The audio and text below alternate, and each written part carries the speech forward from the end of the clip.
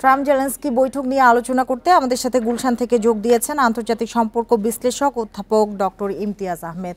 জনাব ইমতিয়াজ আহমেদ, আপনাকে স্বাগত জানাচ্ছি ইন্ডিপেন্ডেন্ট টেলিভিশনে। যেটি শুরুতে আপনার কাছে জানতে চাই যে বৈঠকের আগে জেলেনস্কিকে নেটোতে যোগদানের ইচ্ছা এবং ক্রিমিয়া ফিরে পাওয়ার যে আশা সেটি আসলে ছেড়ে দিতে বলেছেন ট্রাম্প, এটা কি ইউক্রেন মেনে নেবে কিনা, কি মনে হয় আপনার কাছে? ধন্যবাদ। আমার মনে হয় জেলেনস্কির কাছে সেই ধরনের আর কার্ড নেই যেই কার্ড সে খেলতে পারবে। এর একটা বড় কারণ হচ্ছে যে গত 2 সপ্তাহে গ্রাউন্ড লেভেলে বড় ধরনের একটা পরিবর্তন হয়েছে। সেটা হলো রাশিয়া অনেক দূর এগিয়ে গেছে। তার যেই যুদ্ধটা হচ্ছে সেখানে ক্ষতি তো আছেই। ইউক্রেনের প্রচুর সৈন্য মারা যাচ্ছে, সেটা বড় আকারেই পশ্চিমা মিডিয়াও তুলে ধরেছেন। এবং যেটা ডোনাল্ড ট্রাম্প বারবার বলছিলেন যে রাশিয়ার সাথে ইউক্রেনের সেই ক্ষমতা নেই যুদ্ধ চালিয়ে যাওয়া।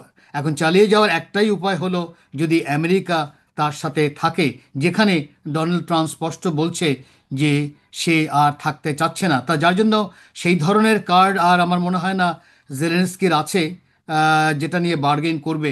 এখন দেখা যাক। ইউরোপীয় নেতাদের কি প্রতিক্রিয়া হতে পারে?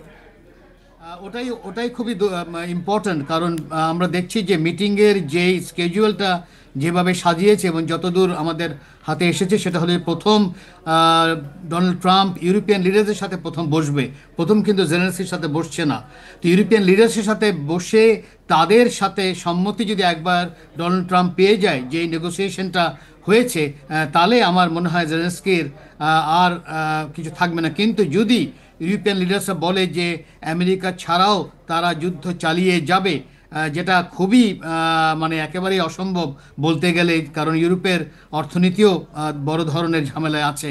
তো আমরা একটু অপেক্ষা করা দরকার। তবে যথেষ্ট সুযোগ তৈরি হয়েছে এই যুদ্ধ থামিয়ে একটা শান্তির দিকে ইউরোপে যাওয়ার। হ্যাঁ, যুক্তরাষ্ট্র বলেছে যে যুদ্ধ বন্ধ করতে হলে জেলেনস্কিকে কিছু শর্ত রাশিয়ার মেনে নিতে হবে। সেক্ষেত্রে যদি ধরা যায় যে জেলেনস্কি বা ইউরোপীয় নেতারা শর্তগুলো না মানলো, সেক্ষেত্রে যুক্তরাষ্ট্র কি করতে পারে বা কি হতে পারে পরবর্তীতে? আমার মনে হয় না যে ওই অবস্থা ইউরোপের আছে যে ইউরোপ একা, মানে ডোনাল্ড ট্রাম্প যেভাবে বলছে, যদিও ইউরোপের এখনও হয়তো চেষ্টা চালিয়ে যাবে যে আমেরিকা যেন তার সাথে থাকে। মনে রাখতে হবে যে আমেরিকার একটা বড় মিলিটারি ইন্ডাস্ট্রিয়াল কমপ্লেক্স কিন্তু এখনও রয়ে গেছে। তারা যে পুরোপুরি ডোনাল্ড ট্রাম্পের সাথে আছে এটাও বলা ঠিক না। তো সেখানেও দেখা দরকার যে ডোনাল্ড ট্রাম্প কতখানি বড় আকারে যুক্তরাষ্ট্রকে রীতিমতো ইউক্রেনে যুদ্ধ থামানোর ব্যাপারে ইউরোপকে কতখানি প্রেশার দিতে পারে। যদি ইউরোপিয়ান দেশগুলো মনে করে যে না, আমেরিকার মিলিটারি ইন্ডাস্ট্রিয়াল কমপ্লেক্স এটা রাজি হবে না এক সময়, তাহলে হয়তো আমরা দেখব যে না, খুব একটা অগ্রগতি হচ্ছে না। তবে আমাদের আশা রাখতে হবে, কারণ যেভাবে যুদ্ধটা চালছে এবং ইউক্রেনের যে এখন অবস্থা, তাতে যুদ্ধ চালিয়ে যাওয়ার অবস্থায় সে নেই। তো আমাদের অপেক্ষা করতে হবে আরও। আমার মনে হয় 2-3 দিন অপেক্ষা করলে আরও স্পষ্ট হয়ে যাবে। একটু জানতে চাই যে পুতিনের সঙ্গে ট্রাম্পের যে বৈঠকটি হলো, সেক্ষেত্রে বিশ্লেষকেরা বলেছেন যে পুতিনের কূটনৈতিক বিজয় হয়েছে। আপনি বিষয়টিকে কিভাবে মূল্যায়ন করবেন?